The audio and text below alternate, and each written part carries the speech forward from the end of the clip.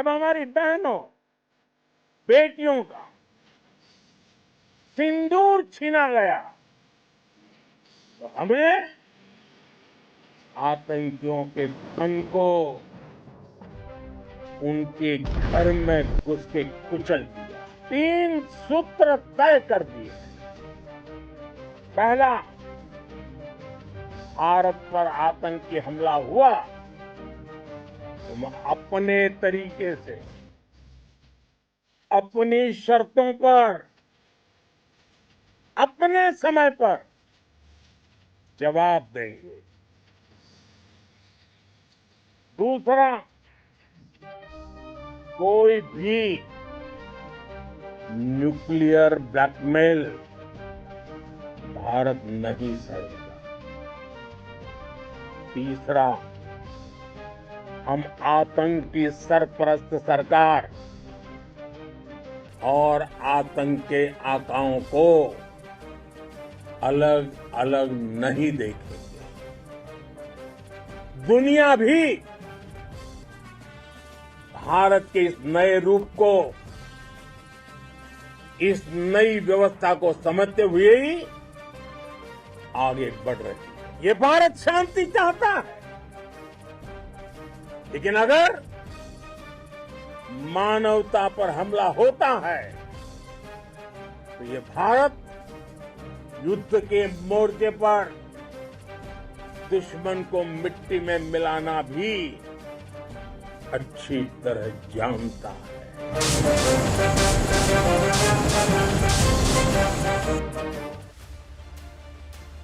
प्रधानमंत्री मोदी की गर्जना पंजाब के आदमपुर एयरबेस से थी। ये वही एयरबेस है जहां से हमारे फाइटर जेट ने पाकिस्तान के छक्के छुड़ा दिए, उनको घुटने पर टेकने पर मजबूर कर दिया। इससे पहले बीती रात प्रधानमंत्री का संबोधन, दोनों मौके पर प्रधानमंत्री ने जो बातें कही उसे अगर आप गौर से देखेंगे, गौर से सुनेंगे तो हर लाइन में, जी हां, हर लाइन में एक कड़ा संदेश है। यह संदेश आतंकवादियों के लिए है, आतंकवाद को पनाह देने वाले देशों के लिए है। यह संदेश बड़े बड़े देशों के उन नेताओं के लिए है जो जबरदस्ती मुखिया बनने की कोशिश में लगे हुए हैं। प्रधानमंत्री मोदी ने साफ कर दिया कि ऑपरेशन सिंदूर जारी रहेगा और यही भारत का न्यू नॉर्मल है। अब यहां से आगे क्या, आज आवाज अड्डा में करेंगे इसी पर चर्चा। नमस्कार, मैं हूं लक्ष्मण रॉय और हमारे साथ इस चर्चा में जुड़ेंगे खास मेहमान, पूर्व डिप्लोमेट एम्बेसडर प्रभु दयाल, एम्बेसडर दीपक वोरा, बीजेपी प्रवक्ता विजय शर्मा, कांग्रेस प्रवक्ता अंशुल अभिजीत और द न्यू इंडियन की एडिटर इन चीफ आरती टिक्कू सिंह। आप सही मेहमानों का बहुत बहुत स्वागत है हमारे शो में। शुरुआत में एम्बेसडर दयाल आपसे करना चाहूँगा। आपने प्रधानमंत्री मोदी के दोनों ही भाषण सुने होंगे, चाहे वो बीती रात का हो या फिर अभी आदमपुर एयरबेस का था। दोनों ही भाषण से आपको सबसे बड़ा टेक अवे क्या मिला? बहुत बहुत धन्यवाद शो में बुलाने के लिए। देखिए, सबसे बड़ा टेक अवे तो ये है कि भारत जो है वो आतंकवाद को कभी माफ नहीं करेगा और उसके खिलाफ सख्त कार्रवाई करता रहेगा। तो अभी हाल में जो भारत ने कार्रवाई की पाकिस्तान में स्थित आतंकवादी संगठनों के खिलाफ और वहां की जो सेना है उसके खिलाफ, तो संदेश पूरी तरह से चला गया और पाकिस्तान की सेना ने घुटने टेक दिए और इसी वजह से उसने सीज फायर का प्रपोजल किया हमारे डीजीएमओ को। अमेरिका जो है वो सोच रहा है कि ट्रंप साहब ने ये सीज फायर करा दिया, मीडिएट किया। बिल्कुल नहीं। अगर पाकिस्तान का पलड़ा भारी होता तो वो कभी सीज फायर के लिए नहीं एग्री करता। तो प्रधानमंत्री मोदी जी ने जो कहा वो ही करके दिखाया और अब जो वो 3 बातें कह रहे हैं जो न्यू नॉर्मल रहेगा, वो ये कि पहली बात तो जब भी आतंकवाद हमें किसी तरह से परेशान करेगा तो हम अपनी तरीके से अपने वक्त पे एक जवाबी कार्रवाई करेंगे, मुंह तोड़ जवाब देंगे। दूसरा ये कि न्यूक्लियर ब्लैकमेल जो पाकिस्तान हमको करता रहता है और इस बार भी किया, ऐसे डराने की कोशिश की, ऐसा कहने की कोशिश की कि वो न्यूक्लियर वेपन्स का इस्तेमाल करेगा भारत के खिलाफ, तो हम ऐसे न्यूक्लियर ब्लैकमेल से डरने वाले नहीं हैं। और तीसरी बात ये कि आतंकवादी को तो हम जो है कड़ी सजा देंगे ही, साथ ही साथ उनके पीछे जो सरकार खड़ी है उसको भी, प्रधानमंत्री ने कहा कि हम आतंकवादी संगठनों में और जो सरकार ऐसे संगठनों को सहायता देती है, पाल पोस के रखती है, उनमें कोई फर्क नहीं देखेंगे। दोनों को हम कड़ी सजा देंगे।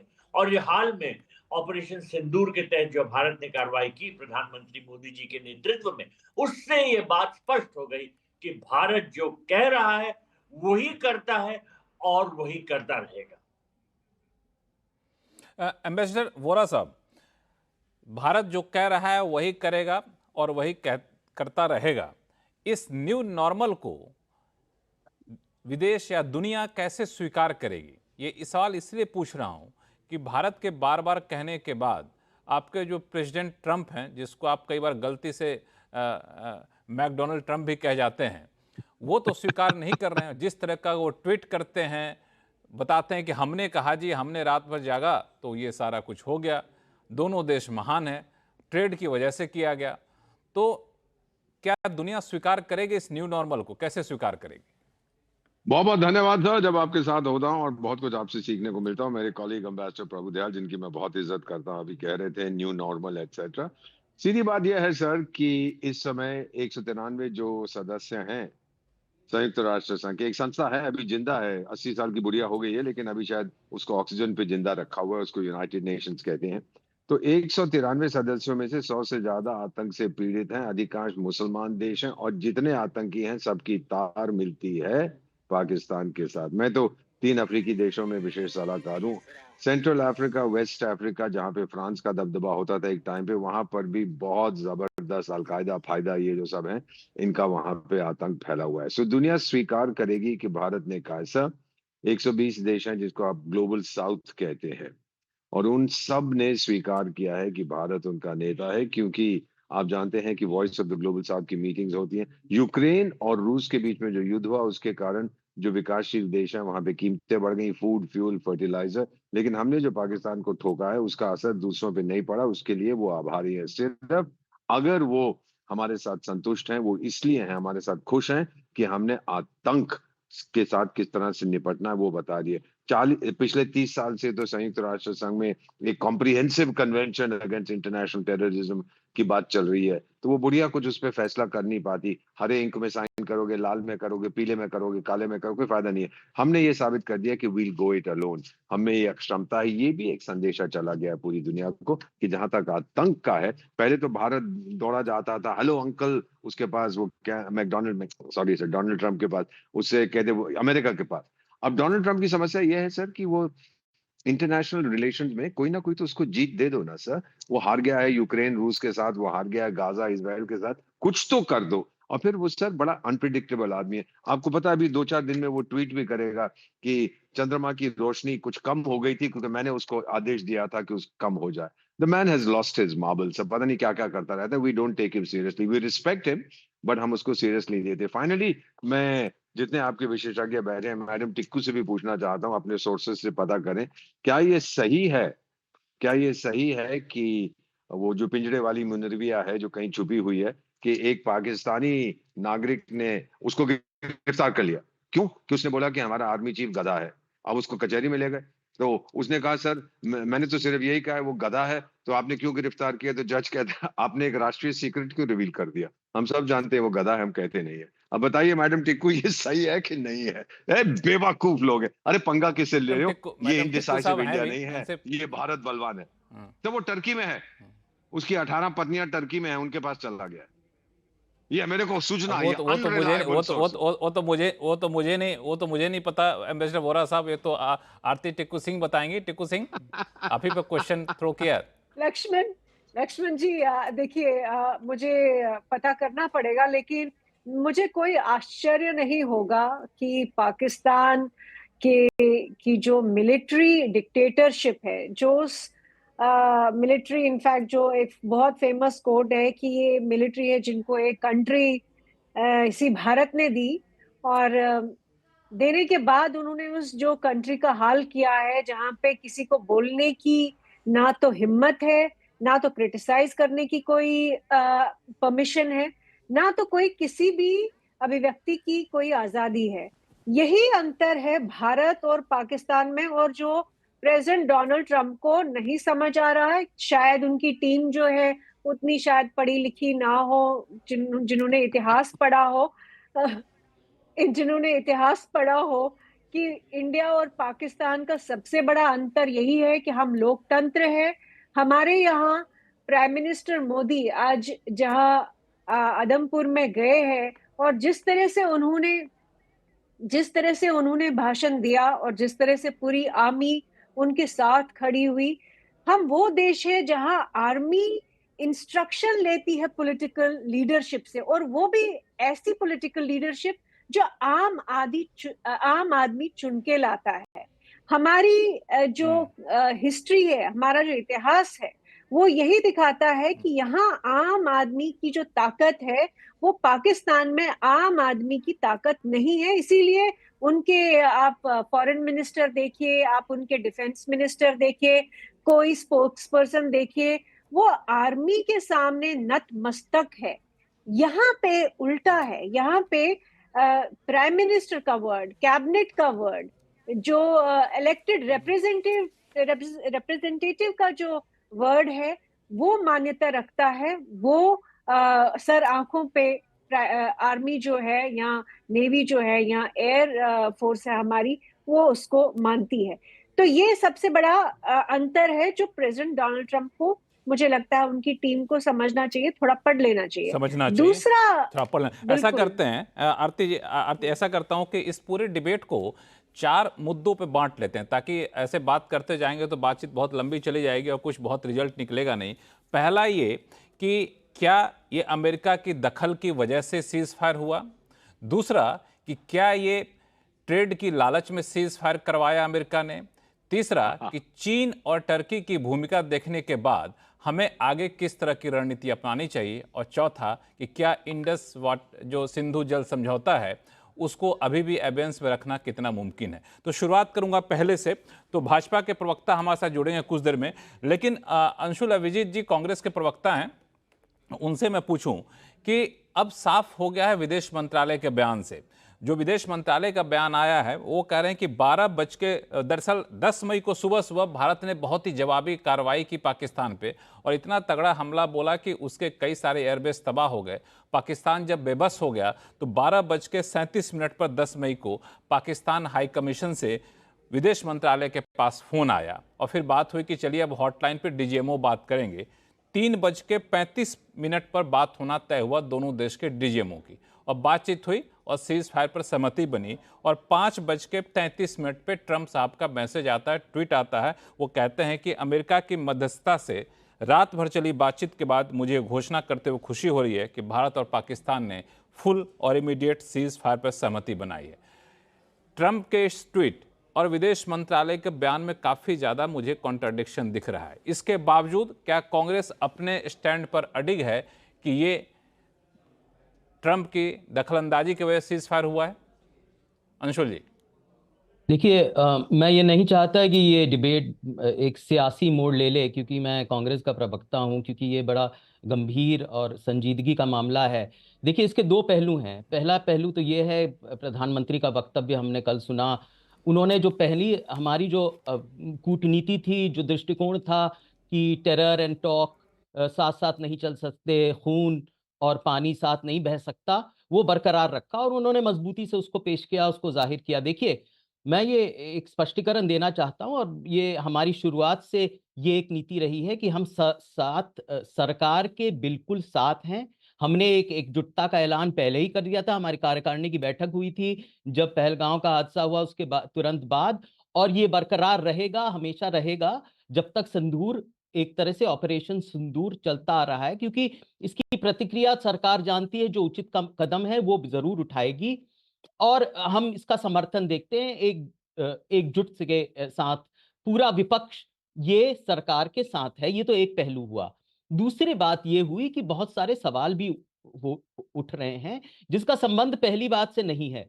वो सवाल ये है जो आपने उठाया कि किस तरह अगर ट्रंप का हस्तक्षेप हुआ, ट्रंप साहब का किस तरह से वो दखलंदाजी के बाद ये सीज फायर हुआ कि नहीं, वो प्रश्न बरकरार रहते हैं। बल्कि मेरी तरफ से ही नहीं, आपको अगर ये एमईए के तर्जुमान का जो आज प्रेस कॉन्फ्रेंस अच्छा, ठीक हुआ, है।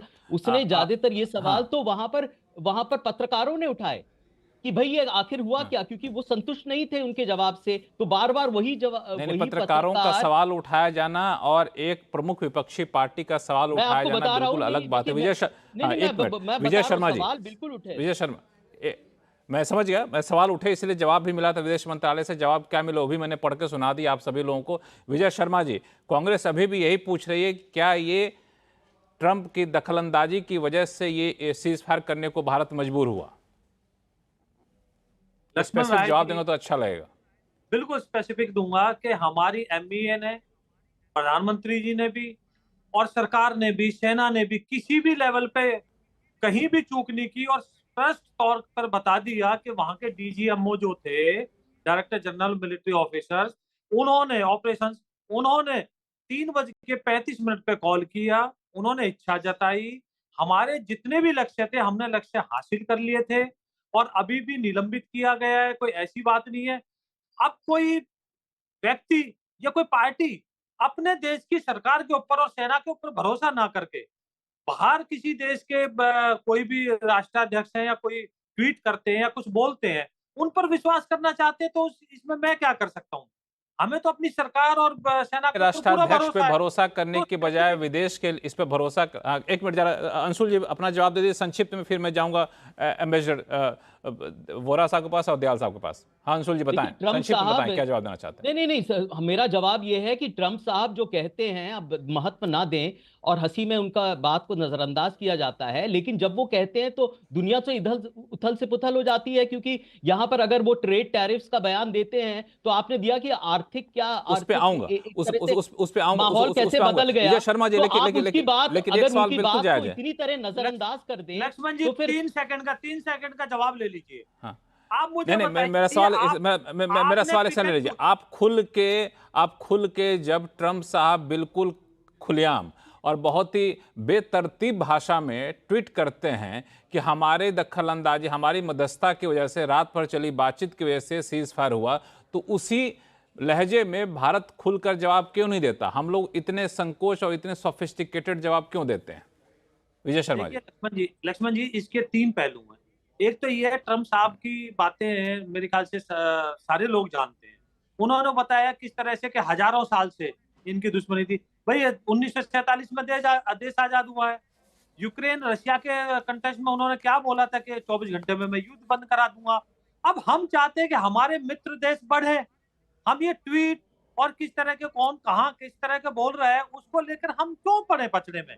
हमने अपना जितना स्पष्ट था उतना बोल दिया, सेना ने बोल दिया, एमईए ने बोल दिया, मेरे जितना स्पष्ट था उतना हमने बोल दिया। एम्बेसडर दयाल साहब, ये जिस तरीके का भारत का जवाब आया है, अब तो आधिकारिक तौर पे जवाब आ गया विदेश मंत्रालय के प्रवक्ता की तरफ से, तो ये सीधा सीधी माने कि ट्रंप झूठ बोल रहे हैं? नहीं, देखिए, ट्रम्प साहब को शायद लग रहा था कि उन्होंने कोई रोल प्ले किया है।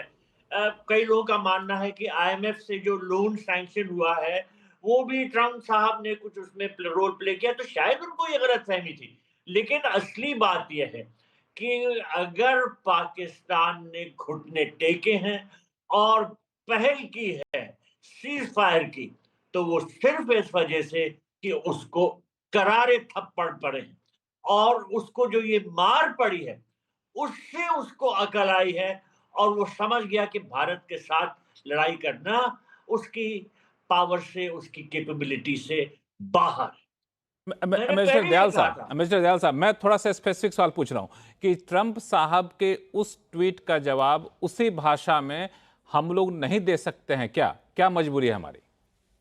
मजबूरी नहीं, घुमा फिरा के जवाब क्यों देते हैं? बात यह है कि हम उनको कहने देते हैं जो कहना चाहते हैं। अगर वो समझ रहे हैं तो उनको समझने दीजिए, उनके साथ हमें तू मैं क्यों समझने दें? हमारी छवि को नुकसान कर रहे हैं, हमारी छवि को नुकसान कर रहे हैं, हमारे देश में पॉलिटिक्स को पैदा, वैमनस्य को पैदा कर रहे हैं। हम क्यों उनको कहने दिए? हम क्यों नहीं रोक सकते? क्या हम उतने ताकतवर नहीं है? हमारी छवि को वो कहां से खराब कर सकते हैं? उनके पास कौन सी ताकत है कि हमारी छवि को खराब कर दे? हमारी छवि तो इतनी ताकतवर हो गई है कि वो पाकिस्तान में जो लोग हैं वो भी देख रहे हैं। पाकिस्तान में लोग कह रहे हैं कि मोदी जी कितने ताकतवर हैं और उसके मुकाबले अपने प्राइम मिनिस्टर को वहां के मेंबर ऑफ नेशनल असेंबली ने नेशनल असेंबली की मीटिंग के दौरान कहा कि ये तो गीदड़ है। और जगह जगह पाकिस्तान पे सोशल मीडिया पे ये जोक चल रहा है कि उनके जो आर्मी चीफ है वो गधे हैं। वो वोरा साहब ने उसका जिक्र भी किया। देखिए, हमारी छवि ऐसी आई है इस वक्त कि हमें एक तंदुरुस्त मुल्क के तौर पर देखा जा रहा है, और अगर ट्रंप साहब कुछ कह रहे हैं तो हमें उनके साथ बहस करने की कोई जरूरत ही नहीं, वो कहने दीजिए उनको।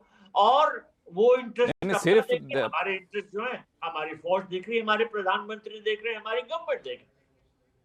नहीं, लेकिन बात यहीं तक नहीं रुकती है। इनके एक ट्वीट है 11 मई को 9:28 के सुबह का। वो कह रहे हैं, हिंदी में ट्रांसलेट करके बता रहा हूं, कि मुझे गर्व है भारत और पाकिस्तान दोनों का नाम ले रहे हैं, भारत और पाकिस्तान के पावरफुल लीडरशिप पे।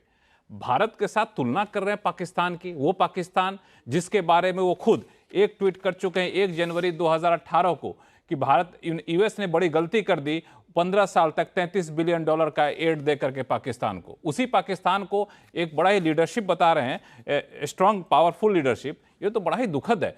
एम्बेसडर वोरा सर, उनको अब मेडिकल असेसमेंट करवाना पड़ेगा। डॉक्टर आरती टीकू सिंह करवाएंगी। हो सकता है कि उसको अल्जाइमर्स डिजीज हो, वो भूल गया हो कि मैंने उस वक्त क्या ट्वीट किया। अच्छा, आरती टीकू सिंह जी को आप ट्रंप की प्रवक्ता बनाना चाहते हैं? डॉक्टर बनाना चाहते लक्ष्मण जी, मुझे यहाँ बोलने की इजाजत दीजिए। बिल्कुल, एक मिनट एम्बेसडर वोरा बोल लेते हैं, फिर आपके पास आऊंगा। एम्बेसडर वोरा बोलने देते हैं, फिर आपके पास। अच्छा, आप ही बोलिए। चलिए, आरती टीकू सिंह आप ही बोलिए। एम्बेसडर वोरा साहब ने आप ही को बोलने का मौका दिया पहले।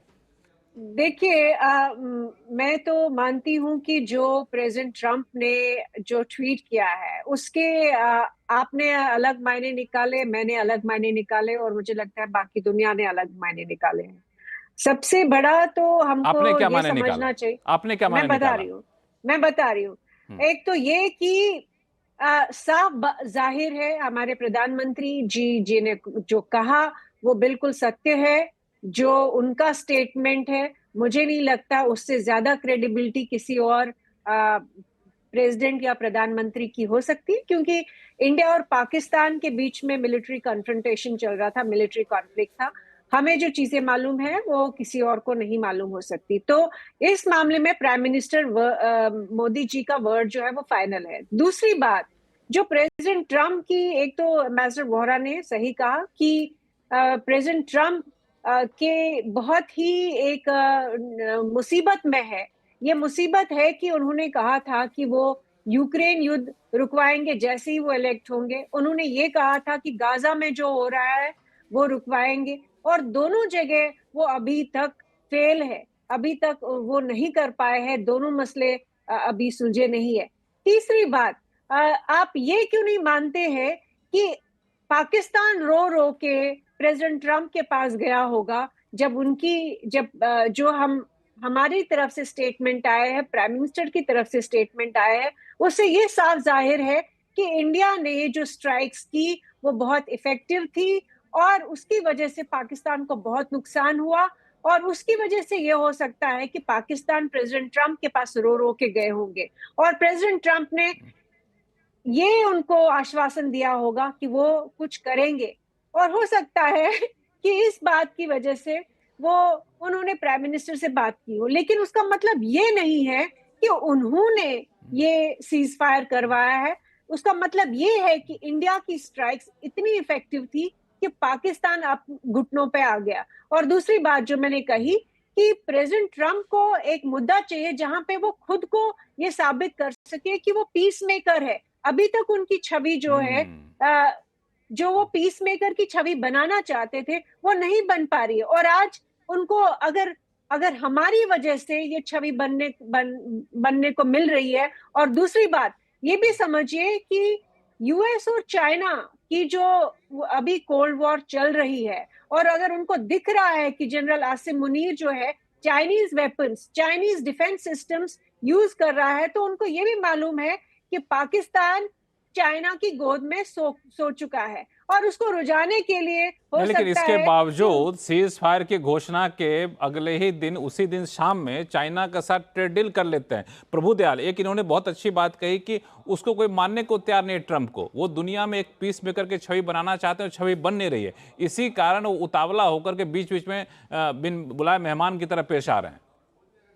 जी बिल्कुल, उन्होंने तो ये अपने कैंपेन में कहा था कि अगर वो प्रेसिडेंट होते हैं दोबारा तो वो पहले ही दिन अपने टर्म के रशिया यूक्रेन वॉर खत्म करा देंगे, इजराइल हमास वॉर खत्म करा देंगे। तो ऐसा तो कर नहीं पाए, जैसा आरती जी ने कहा। और अब क्योंकि भारत और पाकिस्तान के युद्ध में विराम हुआ, मैं ये नहीं कहूंगा पूरी तरह खत्म हो गया, क्योंकि हमने ये कहा है कि ये हमारा ऑपरेशन है, ये टेररिज्म के खिलाफ था, और अगर टेररिज्म फिर उत्पन्न होता है पाकिस्तान से, हमें अटैक होते हैं, तो हम फिर से कार्रवाई करेंगे। लेकिन कुछ युद्ध विराम तो है किसी तरह का। और अगर वो इसका सोच रहे हैं कि उनकी बात करने से हुआ है, तो सोचने दीजिए भाई। जैसा वोरा साहब ने कहा, वो सेनाइल है, उनको कहीं कोई सक्सेस नहीं मिल रहा है। उन्होंने सब टैरिफ वगैरह लगाने की कोशिश की, फिर उस पर पॉज कर दिया, क्योंकि वो पहले कदम उठाते हैं फिर बाद में सोचते हैं। तो जैसे इंडिया पाकिस्तान की भी बात है, आपको याद होगा कि पहले उन्होंने कह दिया था हमें इसमें बीच में नहीं पड़ना, फिर जब उनको लगा कि इसमें फीस हो रही है तो वो जल्दी से अपना श्रेय लेने के लिए दौड़े हैं, और उन्होंने कहा है कि उनके करने से हुआ है। और अब ऐसा जाहिर करने की कोशिश की, खास तौर पे अमेरिका में जो लोग हैं उनको, कि प्रेसिडेंट ट्रंप ने इंडिया पाकिस्तान के बीच में पीस करा दिए। ये उनके वोट बैंक के लिए भी मैसेज है। पॉलिटिक्स है इसमें, इंटरनल सिचुएशन जो अमेरिका की है उसके बारे में, और ऑफ कोर्स जो ग्लोबली डोनाल्ड ट्रंप की इमेज की बीटिंग हुई है, क्योंकि ऐसे उन्होंने टैरिफ लगाए वगैरह और कह दिया कि मैं कनाडा में 51st प्रोविंस और ग्रीनलैंड हम ले लेंगे। इस तरीके जो उन्होंने अनाप शनाप बातें करी हैं, तो उससे उनकी छवि खराब हुई। और उसी तरह से भी ये कह रहे हैं कि उन्होंने क्रेडिट लिया। हमको उनकी बात को नजरअंदाज कर देना चाहिए। हमको उनकी बात को नजरअंदाज कर देना चाहिए। इस मुद्दे पे कांग्रेस और भाजपा दोनों प्रवक्ताओं से मैं इसका रिएक्शन लूंगा। अंशुल जी संक्षिप्त आप बोलिए, फिर मैं विजय शर्मा जी के पास जाऊंगा। नहीं देखिए, जब उसको नजरअंदाज कर ही देना तो हम लोग क्यों तुल दे रहे हैं उसको? नहीं देखिए, मार्को रूबियो का भी एक वक्तव्य, एक स्टेटमेंट आया था जिसमें उन्होंने कहा था कि एक न्यूट्रल स्ट्राइक पे इसका समझौता होगा और कई मुद्दों पे होगा। तो सिर्फ ट्रंप साहब नहीं बोल रहे हैं, मार्को रूबियो भी बोल रहे हैं। और फिर ये बहुत सारे सवाल खड़ा करता है। देखिए, ट्रंप साहब की शैली कैसी हो, उनका वक्तव्य कैसा हो, उनका तरीका कैसा हो, उनका अंदाज कैसा हो, वो अलग अलग अलग चर्चा है। इसमें कोई संदेह नहीं कि वो दुनिया के सबसे शक्तिशाली व्यक्ति हैं। वो अमेरिका के प्रेसिडेंट हैं, और जब वो कुछ कहते हैं तो दुनिया सुनती है। शक्तिशाली व्यक्ति नहीं है, शक्तिशाली देश के राष्ट्रपति हैं, ये कहे तो ज्यादा अच्छा होगा। तो वो हो, ठीक है, आपका कहने का तरीका दूसरा था, आपकी बात मान लेते हैं। लेकिन बात यह है कि पाकिस्तान हमेशा ये चाहता था कि किस तरह ये भारत और पाकिस्तान का जो संबंध है, इनके जो मतभेद हैं, ये इनका अंतर्राष्ट्रीयकरण कैसे हो। एक बार वो फिर दोबारा हो गया, अंतर्राष्ट्रीयकरण कैसे हो। हाँ। विजय शर्मा जी, ये अंतर्राष्ट्रीयकरण होना तो अपने पे बड़ी बात है। नहीं देखिए, विजय शर्मा जी, लक्ष्मण जी देखिए, सुनिए, मैं बड़ी सरल भाषा में बताता हूँ आपको। मेरे प्रधानमंत्री, देश के प्रधानमंत्री, यशस्वी प्रधानमंत्री, मेरी सेना देश की सेना, और मैं गर्व से कहता हूं वो कार्य हम कर पाए जो मेरे ख्याल से हम उम्मीद भी नहीं कर सकते थे। कि आज आप मुझे बताइए, हमने उनके 11 एयरफील्ड तबाह कर दिए, 9 आतंकी ठिकाने हमने उनके खत्म कर दिए। सिंधु जल समझौता जो हम 4-4 हमने उनके साथ युद्ध लड़े थे, तब हम उनके साथ खत्म नहीं कर पाए, आज हमने वो निलंबित कर दिया। आज हमारे प्रधानमंत्री, हमारी एमईए, हमारी सेना कह रही है कि हमारी बातचीत होगी, तो कहां होगी? पीओके के ऊपर होगी। कि पाक अधिकृत कश्मीर के ऊपर जो उन्होंने नाजायज कब्जा कर रखा है उसको वापस लेने की बात होगी। तो इसमें समझ में आ जाना चाहिए मेरे ख्याल से, इसमें जो ट्रंप साहब है या किसी और देश के भी कोई भी अन्य कोई राजनेता किसी तरह का क्रेडिट लेते हैं, तो ये उनके लिए भी एक मैसेज है, जवाब है। और हमारा जो लक्ष्य था, लक्ष्य हमने हासिल कर लिया, यही हमारा लक्ष्य था। और फिर बड़ी जिम्मेदारी के साथ सेना ने बता भी दिया।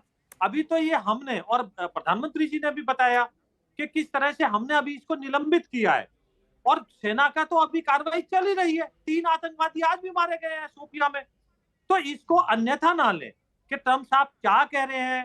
भाई ठीक है, वो जो कह रहे होंगे। विजय शर्मा जी, ये ट्रंप साहब भले ही बड़ बोले हों, ना जो जैसे मर्जी मन में आता कह देते हैं, लेकिन कांग्रेस के प्रवक्ता का ये इस बात को तो मानना पड़ेगा कि एक शक्तिशाली देश के राष्ट्रपति हैं, तो ऐसे दरकिनार नहीं कर सकते। जब वो कश्मीर की समस्या सुलझाने के लिए खुद आगे निकल करके आ रहे हैं, तो इसका सीधा सा मतलब माना जाए कश्मीर का अंतर्राष्ट्रीयकरण करने की कोशिश वो कर रहे हैं। इसका जवाब कैसे देंगे? लक्ष्मण जी, आप मुझे बताइए, 11 साल हो गए सरकार को, मोदी सरकार को, एक बार भी ऑफिशियल बातचीत हमने की है क्या पाकिस्तान के साथ? हमने कहा है आतंकवाद और बातचीत एक साथ नहीं चलेगी, पानी और खून एक साथ नहीं बहेगा, और हमने अभी भी कह दिया कि बातचीत होगी तो सिर्फ और सिर्फ पीओके के ऊपर होगी। तो इससे ज्यादा सरल और सीधा जवाब क्या होगा? आप मुझे बता दीजिए। इसके अलावा तो कोई जवाब हो ही नहीं सकता।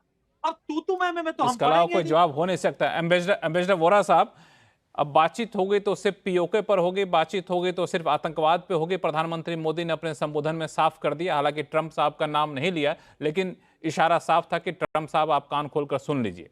तो अब कश्मीर का अंतर्राष्ट्रीयकरण वाला जो मामला है उसमें कोई दम रहा नहीं।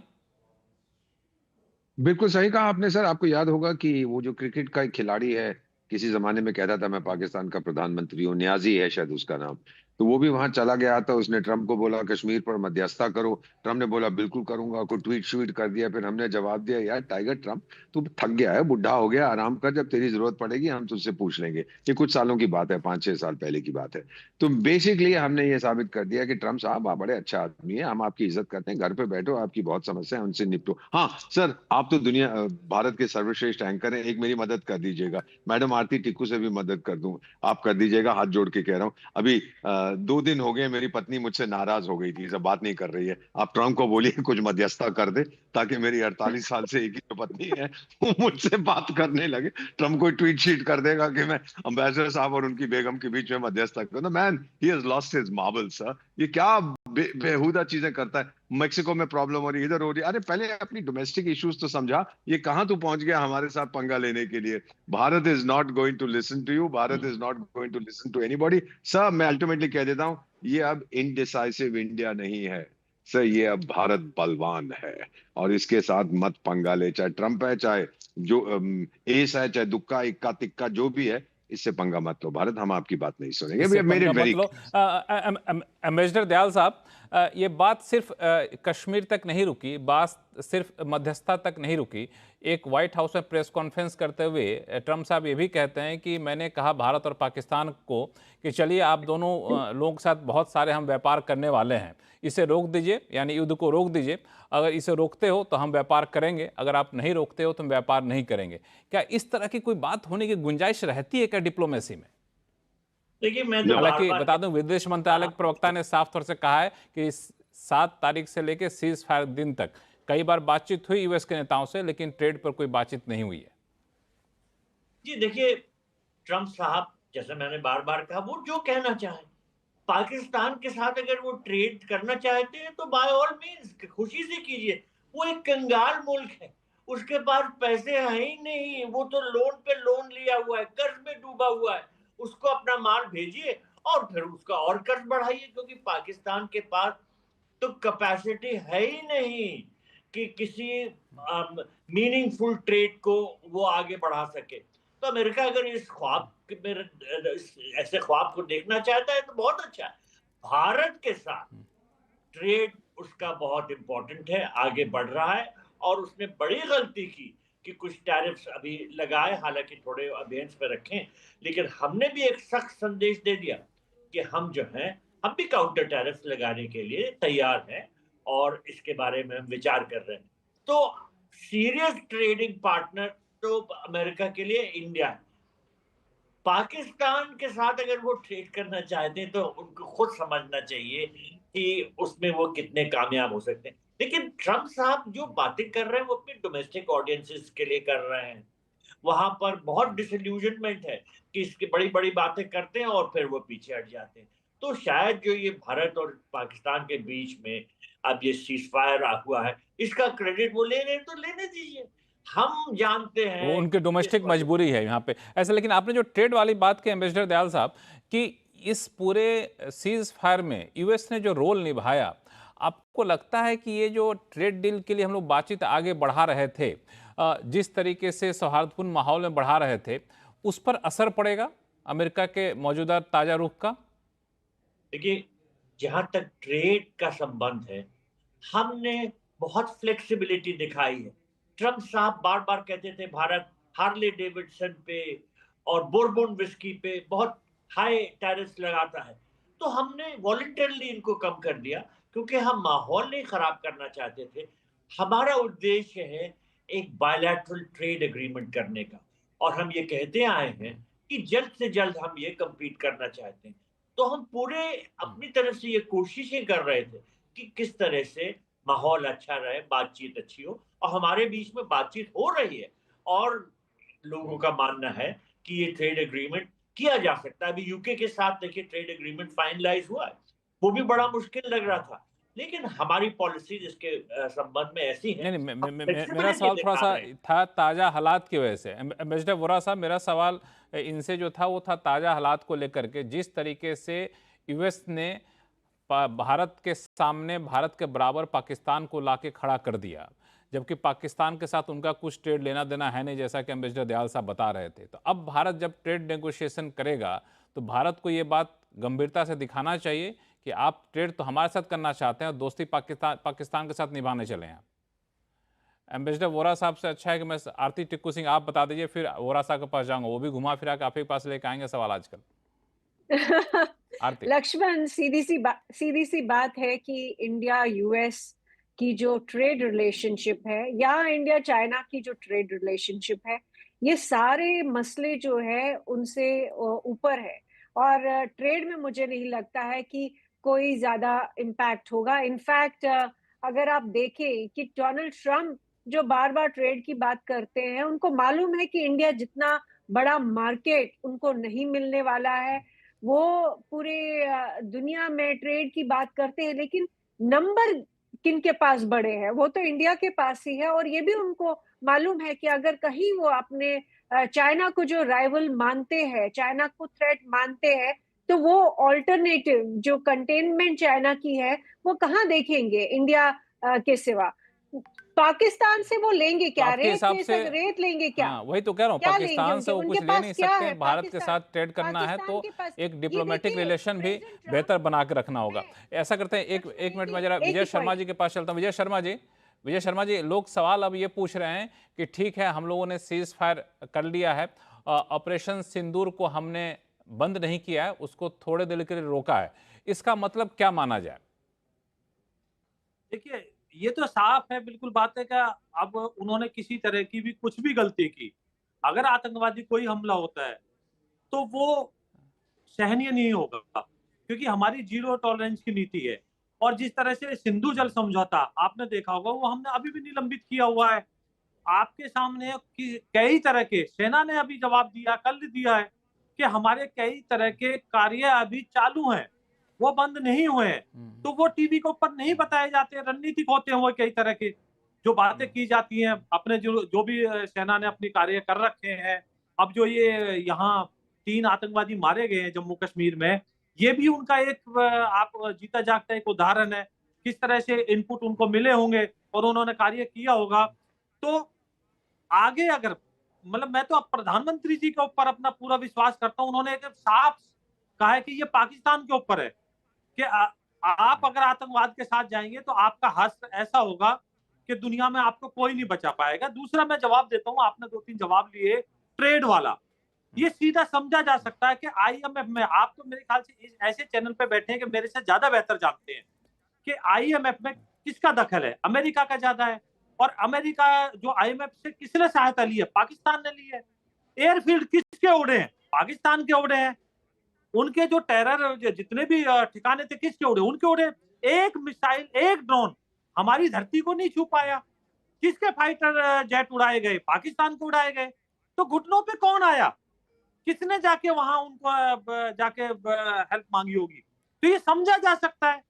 इंडिया तो अपना काम कर रहा है। इंडिया के, मैंने पहले बताया, हमने नहीं, लेकिन कांग्रेस तो कह रही है कि आप इंदिरा गांधी को याद करिए, पाकिस्तान ने आंख उठाकर देखा तो हमने 2 हिस्से में बांट दिए। क्यों अंशुल जी? बिल्कुल, और यहाँ पर पहले शायद माननीय एम्बेसडर साहब ने ये कहा था कि पहले हमारी कूटनीति या जो नीति थी इनडिसाइसिव थी, अब डिसाइसिव हो गई। तो इतनी शानदार फतह 71 में नहीं होती अगर हमारी कूटनीति या हमारी नीति या हमारी प्रतिबद्धता इतनी इंडिसाइसिव होती तो ये गलतफहमी दूर करना जरूरी होता है। देखिए जहां ट्रेड का सवाल है, देखिए यहाँ की आर्थिक स्थिति भारत की बहुत ही खराब है, हम ये बार बार इसका जिक्र कर रहे हैं। यहाँ महंगाई है, बेरोजगारी है, एफडीआई आ नहीं रहा है, उत्पादन हो नहीं रहा है, मैन्युफैक्चरिंग है नहीं यहाँ पर। आप चाइना की बात लेके आते हैं कि चाइना, कम से कम चाइना नहीं है तो भारत ये सारा फायदा ले जाएगा, ऐसा नहीं मुझे लगता है होगा। अगर हम अपनी नीतियां नहीं बदलेंगे, यहाँ रिफॉर्म्स नहीं हो रहे, कैपेसिटी यूटिलाइजेशन 75% रह गया है, तो यहाँ पर स्थिति बहुत, आर्थिक स्थिति का एक विनाश हो गया था नोटबंदी के बाद और जीएसटी के बाद। ये आप अच्छी तरह जानते हैं, इसकी बहुत सारा इसका विश्लेषण भी हुआ है, बातचीत भी हुई है। तो ट्रेड में हमें कैसे फायदा होगा? और ट्रंप ने इतने अपने उसके बयान में, वक्तव्य में ये भी कहा कि भाई अगर आप लड़ाई नहीं रोकेंगे तो आपके साथ ट्रेड भी नहीं करेंगे। इसने ट्रेड को और लड़ाई को यहां पर पाकिस्तान और भारत के बीच में जो हो रहा है उसको ट्रेड से जोड़ दिया। वो उसको डील मेकर कहते हैं या जो कहते हैं, क्या उनका मतलब था ये तो सरकारी बता। इसलिए हम ये कह रहे हैं आखिर में एक बात कि प्रधानमंत्री शरीक रहें, एक सर्वदलीय बैठक बुलाएं, अध्यक्षता वो खुद करें। हम उनसे आग्रह करते हैं कि आए, अध्यक्षता करें, एक विशेष सत्र पार्लियामेंट का भी बताएं, और जो शंका है, ये जो संदेह है, ये जो सवाल उठ रहे हैं, उसका स्पष्टीकरण पूरी तरीके से होना चाहिए। ये हमारी मांग है, हम चाहते हैं, हम फिर भी मैं दोहराना चाहता हूं, हम सरकार के साथ बिल्कुल आपकी मांग पे मैं भाजपा प्रवक्ता विजय है। शर्मा जी से मैं रिएक्शन लूंगा, लेकिन फिलहाल वक्त है छोटे से ब्रेक का। ब्रेक के बाद विजय शर्मा जी आप जवाब दीजिएगा, साथ में भी जानेंगे कि ये जो भारत का न्यू नॉर्मल है इसको दुनिया कितना आसानी से स्वीकार कर पाएगी और भारत के डिप्लोमेसी में क्या किस तरह के बदलाव की जरूरत है। अपने एम्बेसडर से भी बातचीत करूंगा। लौटता हूं छोटे से ब्रेक के बाद, कहीं जाइएगा नहीं।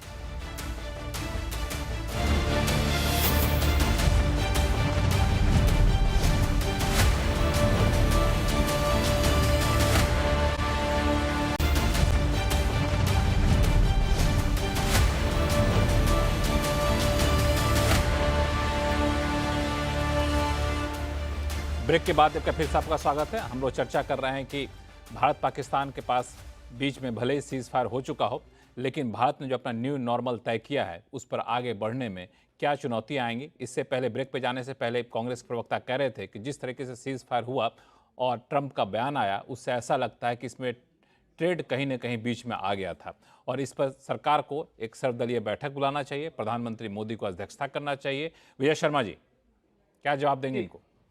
देखिए, संक्षिप्त में बोलिएगा क्योंकि 3 मेहमान हमारे साथ और भी हैं।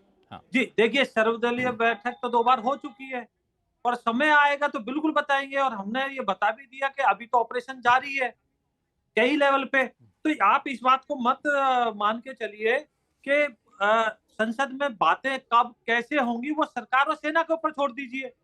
तो मुझे नहीं लगता कि आप कहीं से भी किसी भी तरह से रीजनेबल बातें कर रहे हो।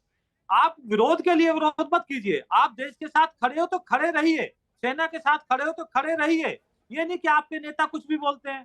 आज किस तरह से आम आदमी पार्टी के एक नेता ने कुछ इस तरह की बातें कर दी हल्की। एक तरफ आप सर्वदलीय बैठक में आके कहते हैं हम सेना और सरकार के साथ हैं, और यहाँ आके बैठक के आप उंगली उठाते हैं। अरे भाई, हमने बता दिया कि अब कोई बात होगी तो वह सिर्फ पीओके के ऊपर होगी, सिंधु जल बंटवारे के ऊपर कोई बात नहीं होगी। अगर किसी तरह की आतंकवादी घटना होती है तो वो ठीक है। एम्बेसडर वोरा साहब, मैं आपके पास एक दूसरे मुद्दे को लेकर के आ रहा हूँ। उस पर हम लोग जैसे शो को 4 हिस्से में बांटा था, अब एक तीसरा हिस्सा ये है कि टर्की और चीन इस पूरे ऑपरेशन सिंदूर के बाद जवाबी कार्रवाई में टर्की और चीन की जो भूमिका रही, उसके बाद भारत का रुख कैसा होना चाहिए इन देशों के प्रति? भारत को कूटनीतिक तौर पर क्या कदम उठाने चाहिए? चीन के साथ तो बहुत स्पष्ट है सर कि चीन अब से हमेशा हमसे यही कहता है कि हम पूरे एशिया पर छा गए होते, लेकिन आप एक चट्टान बन के हमारे सामने खड़े हैं। दे डोंट लाइक इंडिया, सीधी बात है सर। चीन के मन में यह है कि 19वीं शताब्दी में जो ओपियम वॉर्स हुई थी वहां पे चीन में, जब उन्होंने ओपियम के इंपोर्ट पे प्रतिबंध लगा दिए थे, तो भारतीय सेना, ब्रिटिश इंडियन आर्मी ने जाके उनको ठोका था। सिमिलरली जापान ने कई बार उनको ठोका है। तो जापान और भारत से कुछ ज्यादा उनकी मोहब्बत नहीं है। करने की बातें बहुत है। उनके राजदूत कहते हैं, उनके राष्ट्रपति हमारे राष्ट्रपति को चिट्ठी लिखते हैं कि अब हम दोनों साथ साथ चलेंगे। जब अमेरिका से तमाचा पड़ता है तो फिर मेरे को डार्लिंग करते हैं, जब तमाचा नहीं पड़ता तो मुझे गाली गलौज करते हैं। So we don't take them very serious. हाँ, बहुत बड़ा देश है, एटसेट्रा एटसेट्रा, ये चीजें हम लोग वी एंटिसिपेट दिस। दूसरा, टर्की की जो बात है सर, हाँ, टर्की की जो आपने अभी बात की है, मैं ये समझने की कोशिश कर रहा हूँ, शायद अम्बेसडर प्रभुदयाल मुझे समझा पाएंगे कि इस्लामिक समुदाय का इस समय शहंशाह कौन है। पाकिस्तान कहता है मेरे पास न्यूक्लियर हथियार है, मैं हूँ। ईरान कहता है अबे चुप कर बे, मैं हूँ, जानता नहीं मेरी कितनी बड़ी फौज है। सऊदी अरेबिया कहता है मक्का मदीना मेरे पास, मैं हूँ। टर्की आ गया जी मैं तो ऑटोमान होता था, मैं भी हूँ यहाँ पे शहंशाह। कौन है ये जो अर्ध दरबान है, ये बेवकूफ बेवकूफ आदमी है बिल्कुल, टर्की वाला सर। ये बौखला गया है। आर्थिक व्यवस्था इसकी खत्म हो गई है, इसकी छवि खत्म हो गई है। वहां पे ग्रीस बैठा हुआ है, दो चार झापड़ मारेगा इसको जब समय आएगा। लेकिन इसको भी तो कोई रेलेवेंस चाहिए ना, तो पाकिस्तान के पास भाग जाता है कि आपने जब सल्तनत जी, लेकिन खत्म हो हम गई थी लोगों के ऑटोमान साथ से। समस्या ये है, हम लोग के साथ समस्या ये प्रभु दयाल साहब, कि पाकिस्तान तक तो निपट लेते हैं, लेकिन पाकिस्तान के साथ जब चीन हो जाता है, पाकिस्तान के साथ जब टर्की आ जाता है, तो चुनौतियां बढ़ जाती हैं। देखिए, पहले मैं वो बात कंप्लीट करूंगा जो मैं कर रहा था। जी। अमेरिका और चीन दोनों पाकिस्तान को एक ना एक तरह से हमारे खिलाफ इस्तेमाल करते हैं। चीन जो है वो पाकिस्तान को शह देता है, पनाह देता है और फाइनेंस करता है, हथियार देता है कि वो हथियार हमारे खिलाफ यूज करें। चाइना चाहता है कि हम पूरी तरह से शक्तिशाली ना बन पाए, वो हमको दबा के रखना चाहता है। जैसे दीपक वोरा साहब ने कहा कि उसका एम्बिशन है कि सबसे बड़ा कंट्री हो, सबसे बड़ा वर्ल्ड इकोनॉमी हो, और वो भारत को एक तरह का चैलेंज समझता है। अब अमेरिका का क्या गेम प्लान है? देखिए, आपने खुद अपने स्क्रीन पे दिखाया कि भारत के साथ बहुत ज्यादा ट्रेड है बनस्पत पाकिस्तान के जो छोटा मोटा ट्रेड। तो अमेरिका चाहता है कि वो अपना ट्रेड, अपने एक्सपोर्ट्स बहुत बढ़ाए। कैसे बढ़ाएगा? क्या आइटम बेचना चाहता है हमको? Expensive weapons. अमेरिका जो है वो वर्ल्ड का सबसे बड़ा एक्सपोर्टर है डिफेंस सिस्टम्स का, और इंडिया सबसे बड़ा इंपोर्टर है इन सिस्टम्स का। पाकिस्तान जो है उसकी क्या औकात है ये खरीदने की?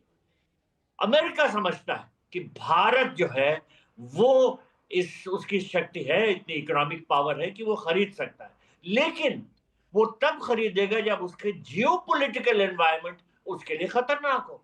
तो अमेरिका जो है हर तरह से कोशिश करता है कि थोड़ी बहुत पाकिस्तान की सहायता हो, इकोनॉमी उसके बिल्कुल बेड़ा गर्क ना हो जाए, और वो इस हालत में रहे कि भारत के लिए वो खतरा बना रहे। अमेरिका और चाइना दोनों पाकिस्तान का इस्तेमाल हमारे खिलाफ करते हैं, हमारे लिए खतरा पैदा करने के लिए।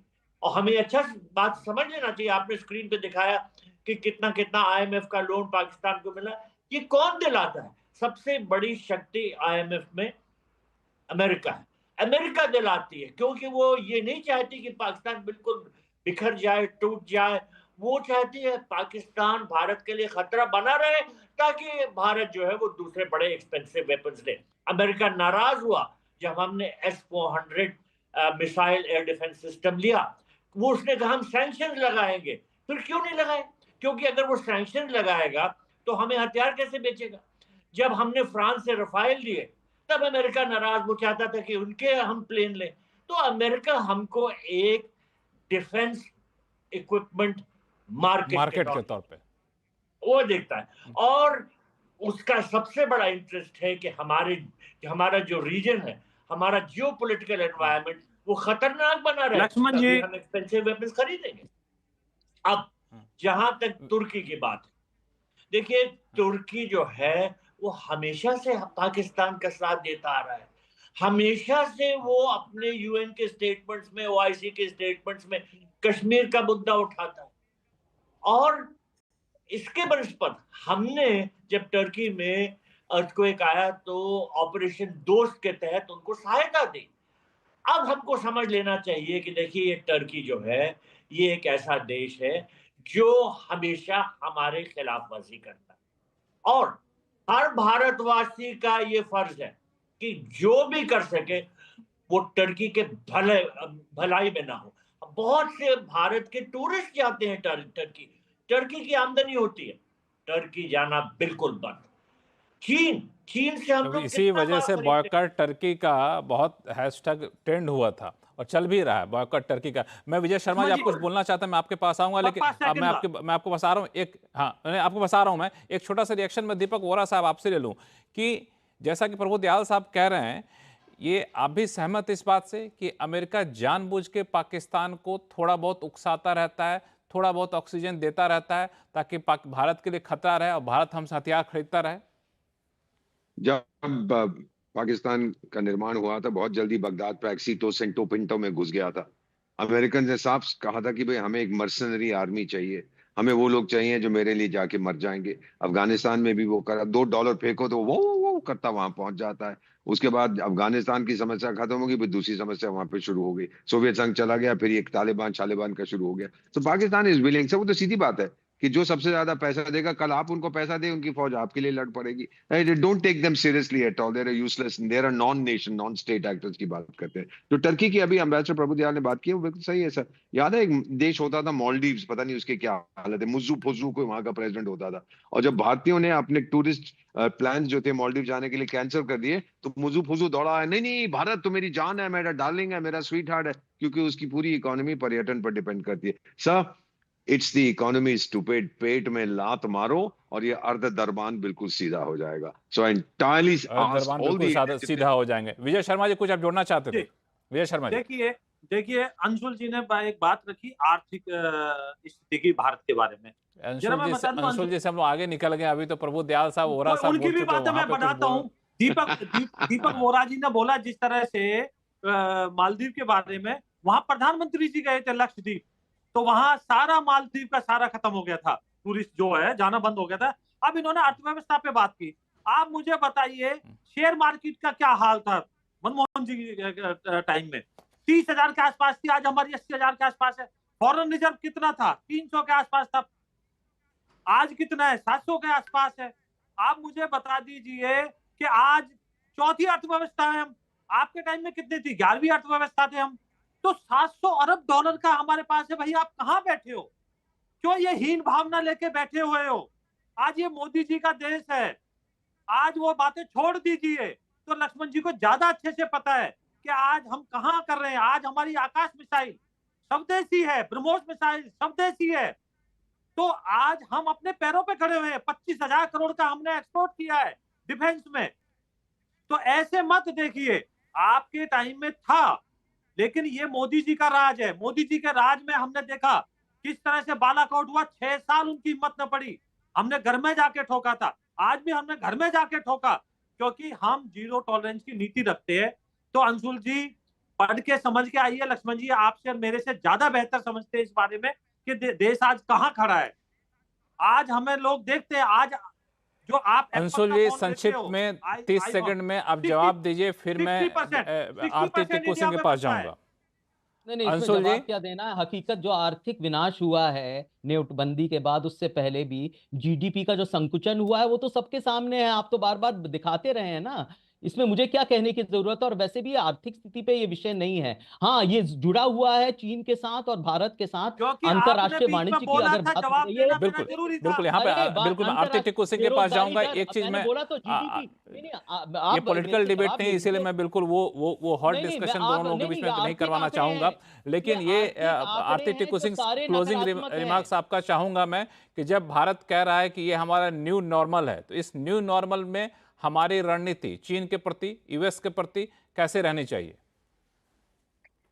देखिए लक्ष्मण जी, मुझे लगता है हमारी न्यू नॉर्मल जो है प्रधानमंत्री मोदी जी ने बहुत अच्छे तरीके से कहूंगी समझाया है। और वो पूरे 140 करोड़ भारतीयों की जो इमोशन है, सेंटिमेंट है और जो ख्यालात हैं, वो रिप्रेजेंट करते हैं उस सेंटिमेंट को। और न्यू नॉर्मल का मतलब यही है कि हमें चीन आंखें दिखाए या अमेरिका आंखें दिखाए या पाकिस्तान अमेरिका हमें आंखें दिखाए, उससे कुछ होने वाला नहीं है। भारत में आज ये क्षमता है कि वो अपने आप के लिए स्वयं लड़ेगा, अकेले लड़ेगा। और हमने इस जो अभी मिलिट्री कॉन्फ्लिक्ट चल रहा है, ऑपरेशन सिंदूर चल रहा है, उसमें ये दिखाया कि हमें पाकिस्तान के साथ शायद बेशक चाइना खड़ा हो, अमेरिका खड़ा हो या दुनिया की सारी ताकतें खड़ी हो, हम उसके बावजूद उनका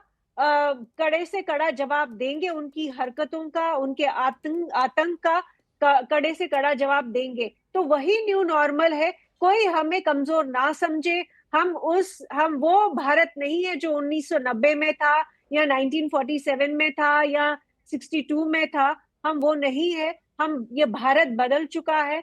आज का जो भारतीय है वो लड़ने के लिए तैयार है, वो अपना बलिदान देने के लिए तैयार है, और वो भारत की फौज ने दिखा दिया, भारत के सिविलियंस ने दिखाया, जो पिछले एक हफ्ते 2 हफ्ते से जो चल रहा है, और पूरा समर्थन इस लीडरशिप को मिला है, प्राइम मिनिस्टर मोदी को मिला है, कांग्रेस पार्टी तक ने दिया है। तो मेरे ख्याल से हमें डराने की कोई हिम्मत ना करे। आपको याद हमारे होगा डराने की कोई हिम्मत ना करे यहाँ पे। लेकिन एक हाँ। चीज में, चूंकि समय कम हो रहा है तो मैं शो को यहीं खत्म करना चाहूंगा। लेकिन प्रभु दयाल साहब, जो आपने बात कही, चूंकि भारत को एक बड़ा डिफेंस मार्केट के तौर पर यूएस देख रहा है, और यही वजह कि समय समय पे पाकिस्तान को ऑक्सीजन देने की कोशिश करता है ताकि यूएस भारत को जरूरत पड़े।